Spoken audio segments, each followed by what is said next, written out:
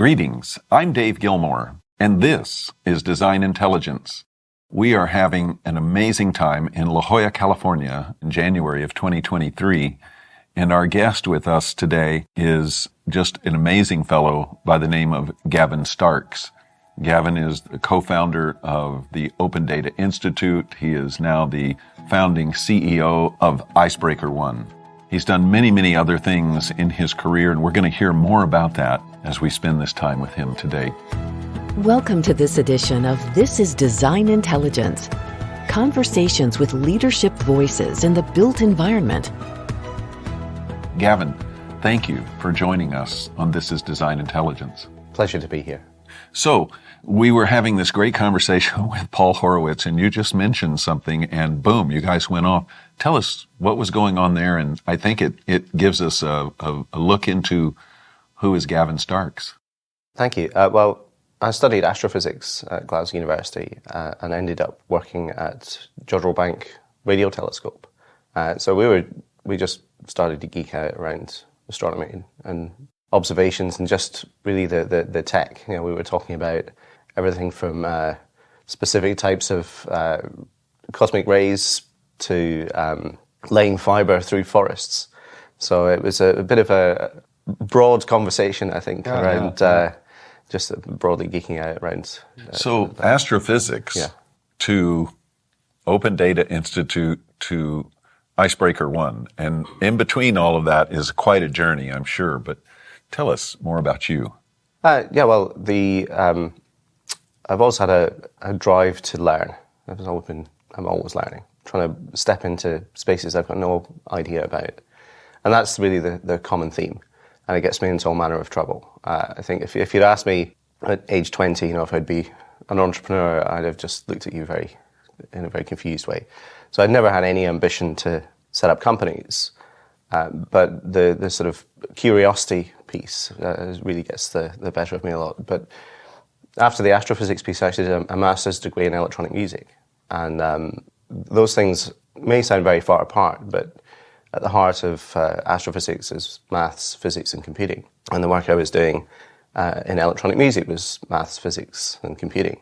And we were fortunate, just kind of quirk of fate, that in the early 90s, of all places on earth, Glasgow University Music Department bought a warehouse of Next computers. Come on. And nobody had any idea how to set them up.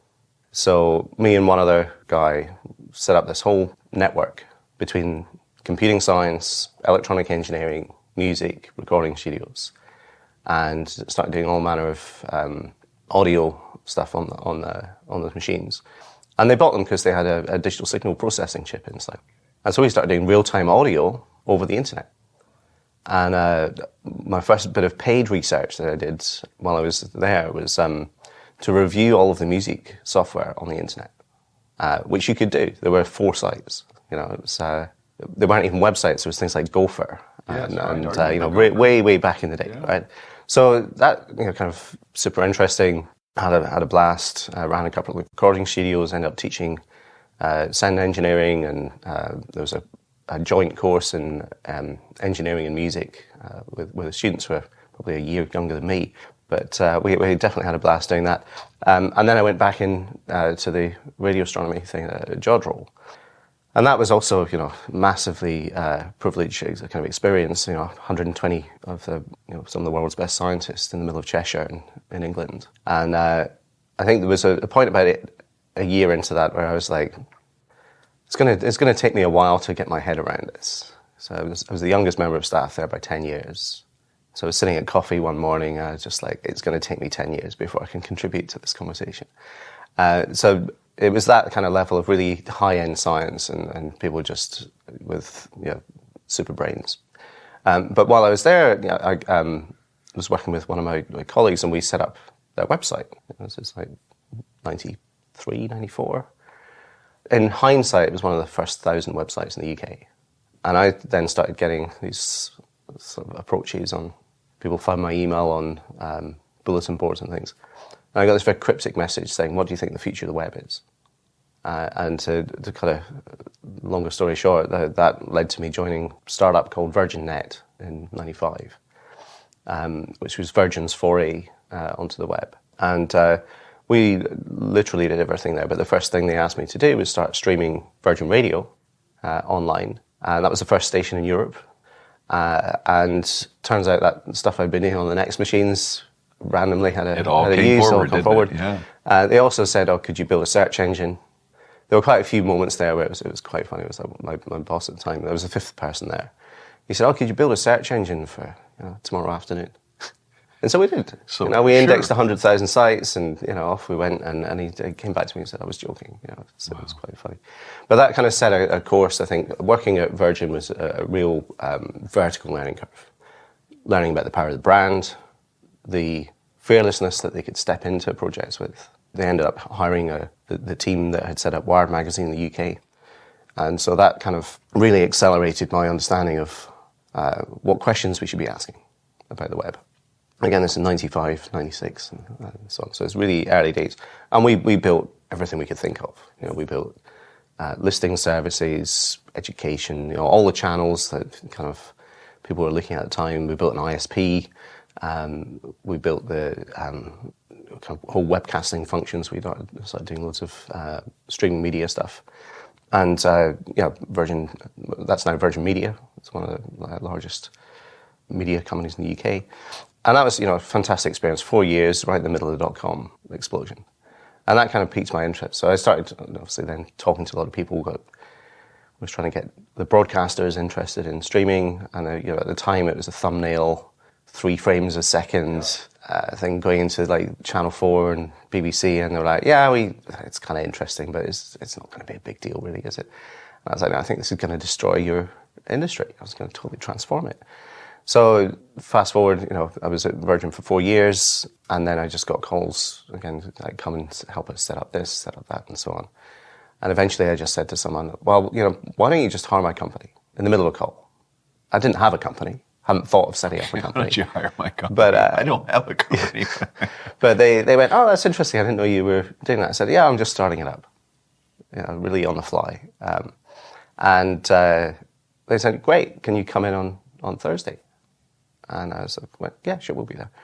Hung up the phone, picked the phone up again, called a few friends saying, so, do you want to join the company? And to their absolute credit, they just dropped what they were doing and came. And so we set up a streaming media company, 99, and then grew that over 3-4 years. I think we were the second biggest streaming company in Europe at that point. So Gavin, the thing that comes out, and I certainly saw it yesterday at the Design Futures Council sessions, is that you have an optimistic confidence about doing things. It's, and I don't know if that's just part of your character or if you just see that everything's addressable, but most people will always throw excuses out why I can't do something, as opposed to, sure, let's do it. Has that always been the way you've operated? It's a really good question. I've reflected on it quite a lot. As you get older, you're like, why are other people finding it hard to step into spaces of just getting stuff done? And I think there's a couple of things I'd point to. One of them is actually just where I grew up. I grew up on the Isle of Arran off the west coast of Scotland. Population of the island's 4,000. The village I grew up on is 700 people. So if something needs to get done, you're going to do it. Right? There's not a kind of the thing you get in cities of like, oh, somebody else will do that. There's no other, right? Or even if you're like walking down the street, you're not going to drop litter because your friend's dad's the one who's going to pick it up and they're going to give you hell for it. Right? There's a really sort of direct sense of agency. You know the person who's running the council, even though you're 7. You know who the doctor is. You know who the teachers are. They're all in your house. So there's a sense of direct agency, which I've reflected a lot. It's one of the things that is really challenging when you're trying to tackle these kind of seemingly wicked problems. It's people say, I could do that, but that person over there needs to do it, so I don't really feel I've got agency. So at a really early age, I think I felt, well, it's just that guy over there, so I'm going to talk to them. And the second piece of that reflection is in astrophysics. You cannot build anything that's going to measure and map the universe on your own. That's not a thing. So collaboration is baked into the way that you think. The people who built Jodrell Bank, software engineers there who were writing all the control systems, people writing. I was part of a team that was helping to manage 1 million lines of code. There's 5 of us. So you also get a sense of you need a small number of really talented people who know what they're doing, and they can just get on with it. Yeah. And with Jodrell, and Jodrell Bank's famous for many things. It was the only, it was one of the only observatories to be able to track Sputnik when it was launched. Involved in the Apollo missions. It's where they discovered pulsars. But it's a tiny team with a relatively tiny budget. The marketing budget for the Hubble Space Telescope is about the size of the Jodrell Bank budget. So how to do really seemingly unfeasible things with a relatively small team and a relatively small budget, again, sort of baked into both of those bits of experience. So you have these wicked problems, a small, well-defined team. The problem is gargantuan compared to the team. It's a David and Goliath type of dynamic. How do you approach giant problems at the beginning anyway, or challenges? Well, I think the pattern for me, now I've helped to create about 13 companies. I've incubated about 40 over the years. And the pattern is I'll sit down at events like this and talk to people. I say, what problems have you got? And you chat and say, well, could we solve that? And then you have more and more conversations. Eventually someone says, yeah, that sounds like a good idea. We should get someone to do that. I said, well, should we do it? Should we just fix it? Mm-hmm. Or we have a go? Have you got any money? We'll go and hire the team and get on with it. So it's really driven through curiosity. And that's really the pattern is I'll just go and speak to you. And if I use Icebreaker One as an example, after I'd left the Open Data Institute, I spent a year traveling and talking to people. And I was asking this sort of question of, what are we going to do about climate? I've had a couple of goes at trying to do something and haven't had the impact that we'd like to yet. Lots of reasons, mostly, timing, appetite. The US is quite an interesting country when it comes to trying to deal with climate change. Interesting is a very non-committal word, yes. I'll come back to that. But I was like, well, who needs to care the most about climate in the economy from an economic perspective? And I was like, well, it's probably the pension funds. They've got to think the longest. So they've got the pension funds have most companies they're worried about the next quarter, maybe the next 3 years, maybe. Mm-hmm. They'll have a 3-year target, but it's not, it's not a high priority. It's not on their watch. Similar with political cycle, even though it's the mandate of politicians, is you've got to work out what's benefit for society. They're on a short cycle. So when you think about pension funds, they've got to think about a 25+ year horizon. And so I was like, okay, well, there's a category. And then insurance companies, they've got to think about this. They're underwriting infrastructure. So we started talking to the insurance companies about, how are you thinking about climate change? And it's quite hard. So we started a whole conversation there. And then over, I'd say about a period of about 18 months, I probably spoke to 400 or 500 people. Wow. And that led us to create Icebreaker One. We then brought together a consortia with Aon, Lloyd's Register, Willis Towers Watson, Arup, and the ambition of that project initially was to create a climate-ready financial product. That was the mandate that I laid down. Because none of them have been able to articulate to me how they were really going to embody climate risk in their product suite. So that's kind of an example of how that started. It's just talking to loads of people. It's curiosity. It's asking lots of questions. It's forcing yourself to not conclude too quickly. And I think in pretty much every case, it's having no clue about the industry that I'm talking to before. Which is back to your earlier statements of you're ever learning. Exactly, and it's been definitely a benefit. And I think when one of the initiatives I got involved with, I got a call from UK Treasury thanking me for, it's like voluntold. Thank you for agreeing to co-chair the open banking development. And I was like, well, I have a bank account. I know what a P&L is, but I don't know anything about the sector. And they said, yeah, that's exactly why we want you to get involved in it. So that's really the pattern, is stepping into space and going, well, this is interesting. How can we bring different teams together? And I think in the session we had yesterday, there was a commonality between our two presentations. Mm-hmm. Hale was talking about multidisciplinary teams and how you bring them together and they solve problems a completely different way. And that's another pattern, I'd say, is bringing together the different types of creative people. Because everyone's creative in different ways. You know, your finance people, get the creative finance people, get the creative engineers, bring in the artists. And a lot of initiatives I've genuinely brought together the technical people with the business heads, with artists. You know, it seems quite left field. With the beginning of the ODI, the very first thing that we did was commission art. And a very interesting, again, that word interesting, conversation with number 10, who called me up and said, we've just funded you to build the Open Data Institute. What are you doing commissioning art? Like, we don't understand. They weren't very happy. But what that did is it translated the work. It translated the point of that institution. Because the program was data as culture.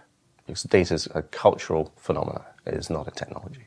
So we sat in an audience yesterday, and that represents the built environment industry, architects, engineers, thinkers, designers of different types, construction, et cetera, et cetera. And it's interesting as a difference, the contrast between a banking industry, which is highly regulated and runs on a set of regulated standards, and then you have the built environment industry, which is really cottage in the sense that I can go to school, I can get licensed, registered, move into a town, hang up my sign, and I'm an architect, right? And there's really nothing regulating me other than the local codes, right? So there is not a unity in this industry. There's not a unity between architects and engineers and constructors. It's a very amorphous kind of thing. And so we're trying to take this rigor that you're talking about that was certainly done in the banking industry. It's been done in other industries that you've been working in. And how do we get a lasso around this very Wild West industry that always has an excuse for why it can't transform, as opposed to we are determined to transform? That's a great question. I think a couple of reflections. So in our work with the energy sector, we had a similar sort of dynamic of, well, we're different to the banks. We're, completely, there's no similarities here. And you've got to remember, one of the network operators in the UK said to me, you've got to remember, like a few years ago, our job was to dig a hole and put a cable in the ground. Right? So that we don't have a chief data officer. We're not quite sure what this data stuff's for. Right? Yeah, we have, the engineers and say they obviously use data, but what are you talking about? And I think there the underlying piece here is we're all working with the environment in which we're living, right? And what is happening is we're codifying it. Globally there are more sensors than people. We've got real-time Earth observation, whole Earth every day, 2-3 meter resolution, multispectral. You've got sensors on the ground, you've got sensors on assets. So the whole thing is being digitized. The world's being digitized. And the parallel I draw is the web. The origins of the web, it wasn't, we didn't sit down and kind of go, well, let's build a global communications network and work out all the standards and all the use cases and, how to build e-commerce and streaming media. That wasn't where it started. It started with Tim Berners-Lee saying, I'd like to share a link to my research with somebody else.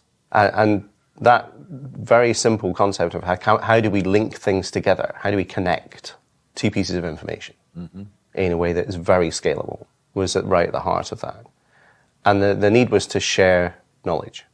So as an architect, as an engineer, as a policymaker, what do we need to do? We need to share knowledge. Who do we need to share it with? Everyone. Who do we need to get information from? Also, everyone.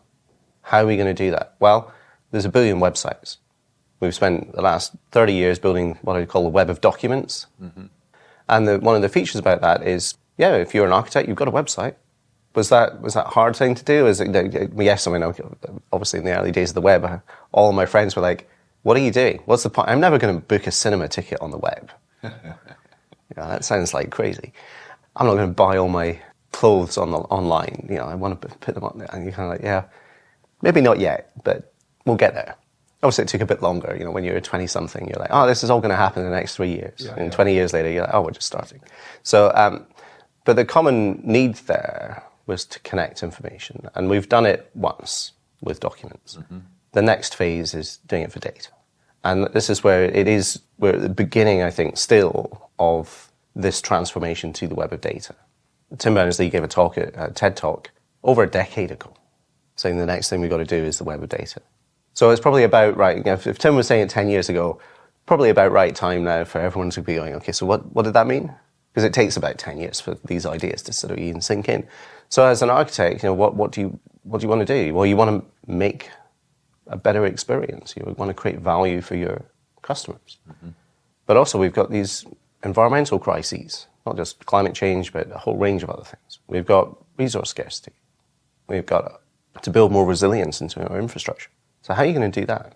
Are you going to go back and do more courses and learn all the, different, or are you going to start collaborating more with peers? And not just peers who are sitting physically next to you, but peers who are anywhere in the world trying to do exactly the same thing as you. Doing the same thing. Because if somebody sitting in Italy has exactly the same problem as you, you've both got a small architecture practice, you're not competing with each other.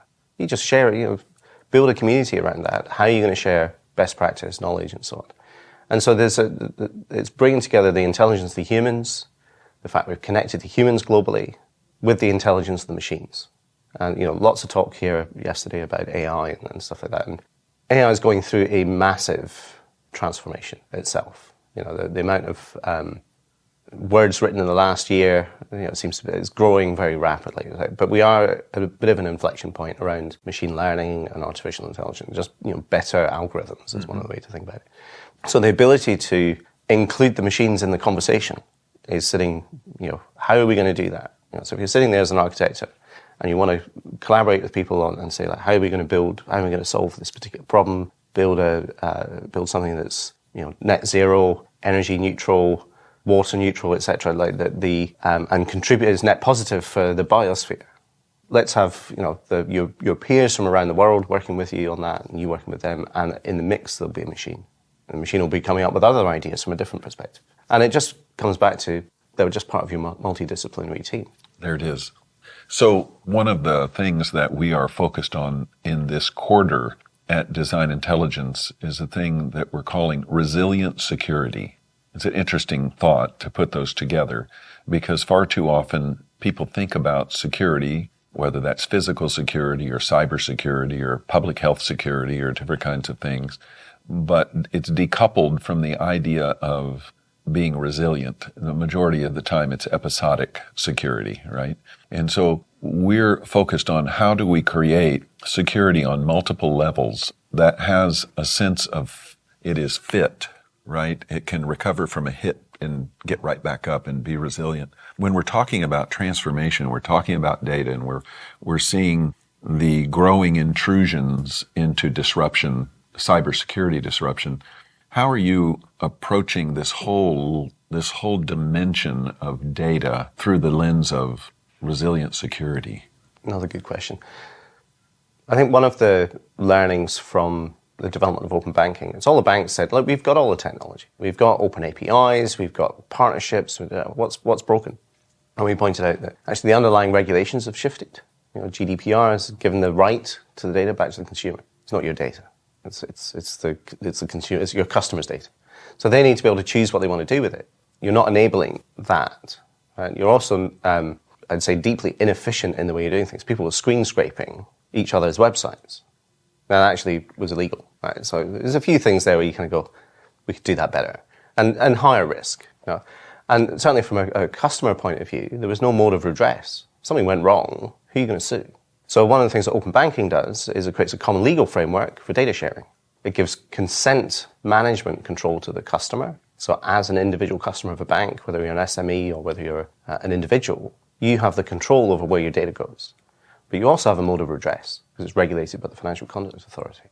So the banks have a mode of redress. They can go sue the startups can sue the banks, the customer, they can all sue each other. As soon as you get that legal framework in place, suddenly the game changes. Because everyone goes, okay, well, we've all agreed the same rules, so actually we can now innovate on top of that. So it's not a threat that shuts down innovation. it's a framework that you can build on because everyone's agreed the same rules. And so you then can manage the liability, you can manage the risks and controls. There's a legal framework, there's a security framework around it, and everyone can just calm down a bit because they're not worried about that fintech company who hasn't complied with X, Y, Z. If they've signed up to the open banking standard, it's clear. And I think there's a lot of parallels that we could sort of draw from in voluntary standards and people coming together.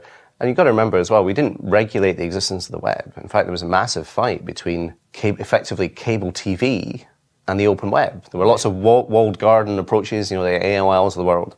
And it was really uncertain at the time, in the mid-90s, as to who was going to win.